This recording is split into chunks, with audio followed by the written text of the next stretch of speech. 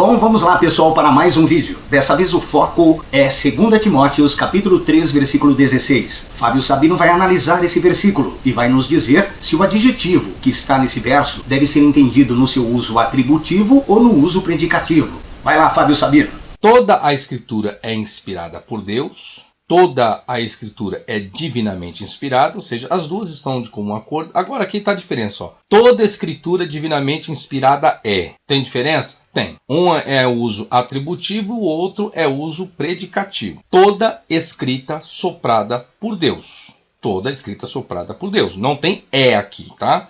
O verbo estin em grego não está inserido em nenhum manuscrito, nenhum códice, não está. Com certeza, Sabino, não existe estin mesmo. Nem no Codex Sinaíticos do 4º século até o 6º e nem no Codex Alexandrinos, que é do 5º século. No uso atributivo, o adjetivo, qual é a função dele? Ele é qualificar o substantivo, ele qualifica o substantivo. Exemplo, como ficaria então a oração no caso atributivo? Toda escritura divinamente inspirada é. Sim, o professor Fábio Sabino fala o mesmo que o livro Noções do Grego Bíblico diz. Aliás, ele gosta muito desse livro. Vamos conferir. Uso atributivo do adjetivo. Na posição atributiva, um adjetivo funciona como atributo. Isto é, ele qualifica o substantivo, atribuindo alguma qualidade a ele, sem intenção de enfatizar essa qualidade. Aparece simplesmente como um acréscimo incidental. Essa posição é reconhecida pelo fato de o adjetivo estar logo depois do artigo. Veja isso nos seguintes exemplos. Adjetivo entre o artigo e o substantivo. Ho pistos doulos, o fiel servo. Adjetivo depois da repetição do artigo. Ho doulos, ho pistos, o servo fiel. O uso predicativo. No uso predicativo, o adjetivo faz uma afirmação sobre o substantivo. Por isso que tem lá, toda escritura é divinamente inspirada. Esse é o uso predicativo, ele está afirmando que ela é. Também está correto de acordo com o mesmo livro. Uso predicativo do adjetivo. Adjetivos podem ser usados também com sentido predicativo. Nesse caso, o adjetivo faz uma afirmação sobre o substantivo, declarando alguma qualidade considerada digna de destaque. Para expressar o sentido do adjetivo predicativo, na tradução para o português é necessário acrescentar o verbo auxiliar ser. Essa posição é chamada de posição predicativa, em função do que, nesses casos, o uso do adjetivo frequentemente é predicativo. Nesse caso, o adjetivo aparece sem artigo em alguma das seguintes posições. Adjetivo na frente do artigo do substantivo. Exemplo, pistos ho doulos, fiel é o servo. Ou o adjetivo depois do substantivo definido ou determinado. Ho doulos pistos, o servo é fiel. Aí existe também o que se chama o uso independente do adjetivo. No uso independente não existe nenhum artigo, que é o caso do versículo. Quando a oração não tem artigo, então ela é classificada como o quê? Nem como atributivo e nem como predicativo. Ela é classificada como um uso independente. Nesse caso, se diz que o significado é atributivo. O mesmo livro também trata desse tipo de situação. Observação. Pode acontecer também que não apareça artigo nem na frente do adjetivo, nem na frente do substantivo. Nesses casos, mesmo estando em posição predicativa, o adjetivo com frequência tem significado atributivo. Noções do Grego Bíblico, Rega e Bergman, página 96. Até aí, tudo parcialmente legal. Vamos continuar. Essas versões que todo mundo tem, a maioria das pessoas tem, toda a escritura é divinamente inspirada, vocês podem esquecer isso aí, que não corresponde à estrutura gramatical do grego. Fábio Sabino, para se fazer uma afirmação dessas, para se falar algo tão taxativo assim, assertivo, tá errado, não existe. Você precisa ter muita certeza da gramática do grego, hein? Precisa ter estudado todos os peritos, todos os livros de gramática para chegar a essa conclusão. Será mesmo que isso se sustenta com outros livros de outros peritos? É o que nós vamos conferir agora. No livro A Inerrância da Bíblia diz o seguinte, a respeito do mesmo versículo, que também o Sabino falou. A quarta questão tem a ver com telpinelstos. Deve-se entender o termo como elemento, primeiro, predicativo, ou segundo, atributivo ao sujeito grafé, que é a escritura. No primeiro caso, ou seja, no predicativo, Paulo diz que toda a escritura é inspirada. Contudo, se a segunda hipótese estiver correta, que seria a atributiva, o texto deveria então ter a seguinte redação. Toda a escritura que é inspirada, ou como está na tradução que o Sabino citou, ambas as versões são gramaticalmente possíveis. Conferiu aí, Sabino? Ambas as versões são gramaticalmente possíveis. Não há nada na gramática do grego que impeça tanto a tradução predicativa ou a tradução atributiva. Todavia, tudo indica que o uso predicativo de theopneustos está correto. Os seguintes dados confirmam essa hipótese. Primeiro, na falta de um verbo, parece natural interpretar a utilização dos dois adjetivos. Quais são eles? Theopneustos, que é soprado por Deus, e ophelimos, que é útil, da mesma maneira. Ou seja, está se afirmando duas coisas a respeito das Escrituras, que ela é inspirada por Deus ou divinamente inspirada e também que ela é útil. Segundo, a construção de 2 Timóteo 3,16, que é o versículo que estamos analisando, é idêntica à de 1 Timóteo 4,4, em que os dois adjetivos são claramente predicativos. Olha aí, nós temos uma referência para se basear nisso. Não é algo tirado do nada ou da opinião do perito. Terceiro, em uma construção atributiva seria natural que o adjetivo, nesse caso, theopneustos, aparecesse antes de grafé. Tem mais essa questão ainda. Poderia, mas também não é obrigatório. Quarto ponto, a interpretação de palavras ligadas por kai, que é e, é sempre feita com base na ligação estabelecida por essa conjunção. E quinto lugar, a interpretação atributiva parece deixar em aberto a possibilidade de que possa haver algum grafé que não seja inspirado. Não creio nessa possibilidade. Paulo estava falando da escritura já pronta do Antigo Testamento. Normalmente esse texto se refere a isso. Mas existe sim a possibilidade de que ele estivesse generalizando, no sentido de que ele não sabe se viria coisas novas. Ele deveria sentir, porque ele mesmo estava escrevendo cartas. Então já havia uma previsão da parte dele também que outros escritos poderiam vir. Então ele quis dizer o seguinte, que toda a escritura divinamente inspirada, então ela é útil para isso, para aquilo, para aquele outro. Ou seja, se é só o Antigo Testamento, é só o Antigo Testamento.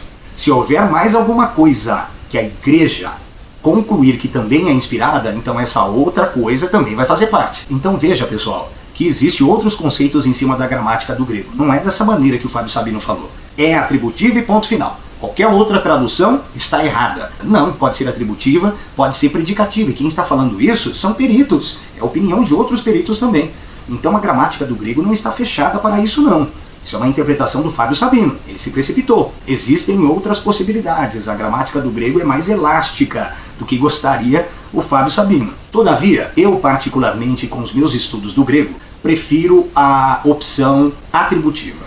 E assim ela vai ser traduzida no NTRP. Mas eu prefiro o uso atributivo do adjetivo, não pelas razões do Fábio Sabino. Mas se eu pegar uma tradução, como já tem, e ver lá o uso predicativo, eu também não vou considerar errada. É uma questão de opinião do tradutor, aí não dá para se ter certeza. A gramática do grego, como já vimos, permite as duas traduções. Há mais também uma confirmação do porquê eu prefiro o sentido atributivo. No mesmo livro, A Inerrância da Bíblia, do Norman Geisler, na página 332, ele diz o seguinte: o principal argumento a favor da construção atributiva é a suposta ênfase da passagem, que não residiria no conceito da inspiração, e sim na utilidade da escritura. Essa é uma das razões do porquê eu prefiro o uso atributivo. O destaque realmente não era para os textos inspirados. Isso são. O apóstolo Paulo já sabia disso, mas a questão da sua utilidade. Orígenes escreveu o seguinte: passa graphe theopneusos ulsa ophelimos esti. Olha a tradução disso. Toda a escritura inspirada, estando útil é. Então, o que ele está dizendo? Ó, pode existir a escritura inspirada, mas ela está útil? Ela é útil para alguma coisa? Acho que a sua risada veio meio fora de hora, Fábio Sabino. Não, Orígenes não está dizendo nada disso que você falou. Por favor, vamos ler corretamente o que ele escreveu. Eu vou ler aqui na tela, no meu telão. Passa grafé theopneustos usa ophelimos estin. Ele fez a tradução, toda a escritura inspirada estando útil é. Acontece que usa é o presente particípio do verbo ser. Presente particípio no feminino do verbo ser. Então a tradução mais comum, normal, é sendo. É um particípio. E é presente. Então é toda a escritura inspirada, sendo útil é. Agora o que eu não sei, porque o Sabino não colocou, está com reticências. Ele precisaria me mostrar esse versículo do Orígenes para eu analisar o que exatamente ele está querendo dizer. Mas, vendo assim tal como está, ele não disse nada diferente do que o grego já diz no Novo Testamento. E até mesmo nós, na língua brasileira, falaríamos a mesma coisa. Toda a escritura inspirada, sendo útil é. Ou seja, por que utilizou o presente particípio? para dar a noção de continuidade. A escritura divinamente inspirada foi, é e sempre será útil. Isso é um uso normal do grego no Novo Testamento. O Sabino interpretou o presente particípio como se fizesse parte do subjuntivo. O que é isso? Ele entende da seguinte maneira, que Orígenes quis dizer: toda escritura inspirada, desde que seja útil, é. Mas não foi isso. Ele não disse nada disso daí não. Ele não colocou nada em dúvida. Ele usou uma ação de continuidade, por isso o presente particípio. Toda escritura inspirada, sendo útil, é apta para corrigir, para instruir, para mudar a sua vida. E por aí vai. Plutarco disse assim, ó: Tes pneustos sophins logos estim aristos. A divina inspiração da sabedoria é o alimento da palavra. Olha, esse grego foi muito mal pronunciado, que quase eu não entendi nada. Então vamos lá, no próprio vídeo do Sabino, que eu estou vendo no telão, para ver como é que se pronuncia corretamente isso, porque não tem esse texto. Plutarco disse o seguinte: Tes pneusto sophies logos estim aristos. Lendo rapidamente: Tes teopneusto sophies logos estim aristos. A tradução que ele fez está correta. Então o próprio Plutarco, que é mais ou menos em meados aí de 30 a 40 depois de Cristo. 30 a 40, Sabino, mas que visão tão fora de tempo essa que você tem? Não, pesquisa na internet direito. Vamos conferir qual é a datação do nascimento do Plutarco e depois da sua morte. Olha aí, Plutarco nasceu no ano 46 depois do Machia, em Queroneia, Grécia, e segundo Sabino era um cara muito fantástico, porque desde bebê ele já era um prolífico escritor. E ele faleceu em 120 depois do Machia, em Delfos, na Grécia. Então ele utiliza o vocábulo teopneusto. Então era um vocábulo utilizado desde a época antiga dos gregos, esse vocábulo. E ele faz menção do quê? Da divina inspiração da sabedoria é o alimento da palavra. Então Plutarco utiliza como algo divino, né? Como a escritura, tá? Esse é um cuidado que deve ser tomado. E na verdade é um cuidado que você também deve tomar ao analisar os textos, tá bom? Porque ele pode estar dizendo sim. Ele pode estar dizendo, desde que ele esteja considerando a sabedoria como um atributo de Deus, ou que a inspiração da sabedoria é como se fosse a inspiração divina. E ele pode falar também num sentido metafórico. Ou seja, mesmo a sabedoria sendo algo humano, ela é tão fantástica que ela chega a ser como se fosse o próprio Deus. Isso é normal, tanto no grego quanto na língua brasileira também. Ô Sabino, não faz isso não. Você é um cara inteligente. Então o que Pedro está dizendo? Profecia não é escritura. Agora vem a pergunta: quantas profecias há na escritura? Profecias. Todo livro existe profecia? Ou seja, todo o Antigo Testamento é profético? Não, senhores. Então é isso que Pedro está fazendo alusão, e as pessoas erram na interpretação. E o português é claro. O português é claro, mas algumas pessoas parecem que não querem ver e nem entender. Por favor, pessoal, vamos analisar o texto. Ô Sabino, qualquer um que analisar o texto vai ver que, segundo Timóteo 3,16, o apóstolo Paulo está abarcando a escritura como um todo. Toda escritura, ou cada escritura, ou seja, cada parte dessa escritura divinamente inspirada serve para isso, para aquilo, para aquele outro. Agora isso em 2 Timóteo. Já em 2 Pedro, o aspecto é outro. O foco é uma parte dessa escritura. Ele está focando um conteúdo da escritura. E que conteúdo é esse? Você mesmo falou. A profecia, a revelação. Ela é divina, não é da opinião da pessoa.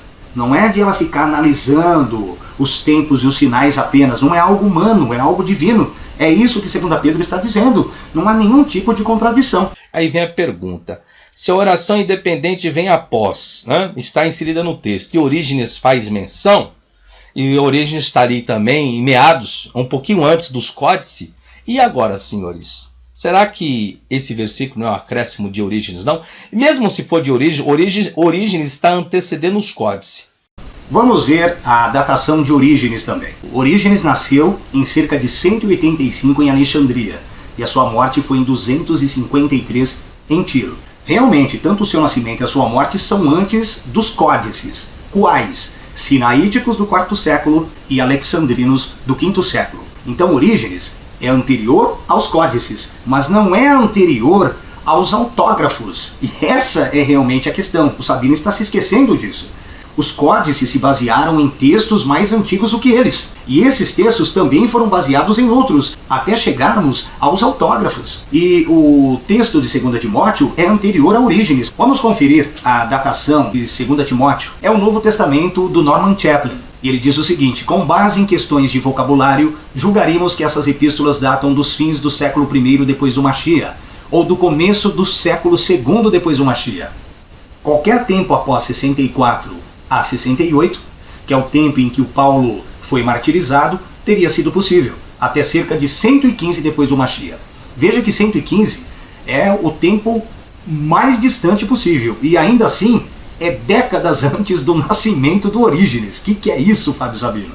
Mas mais provavelmente ainda entre 60 e 90 depois do Mashiach, ou seja, ainda é antes do ano 115. 115 é a hipótese mais remota possível. Marcion, de 100 a 150, depois do Mashiach, menciona e rejeita essas epístolas como paulinas. Então elas já existiam, senão ele não poderia tê-las rejeitado.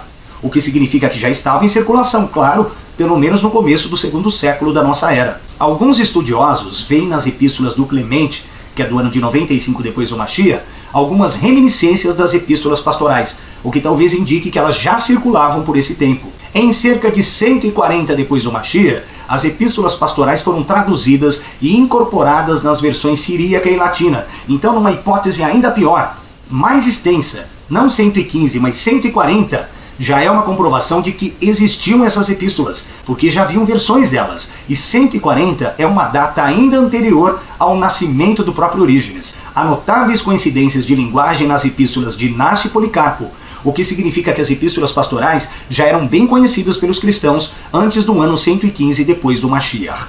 É só você conferir no Novo Testamento, comentado versículo por versículo, o livro é 2 Timóteo, com Norman Chaplin, na página 270. Simples e fácil de entender. Só o professor Fábio Sabino é que complica tudo. Valeu, pessoal!